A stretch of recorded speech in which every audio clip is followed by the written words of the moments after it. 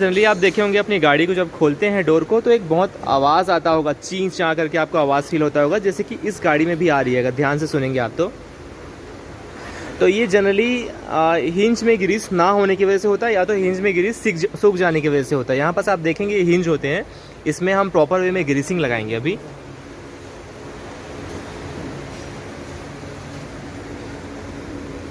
ये ग्रीसिंग लगाने के बाद आपको डोर को 15 to 20 times open and close करना पड़ेगा और उसके बाद ये आवाज़ जादू की तरह गायब हो जाएगा, बिल्कुल इट्स लाइक अ मैजिक। तो ये जो ग्रीस है ये आपको मार्केट में इजीली एक लोकल गैराज पे अवेलेबल हो जाएगा।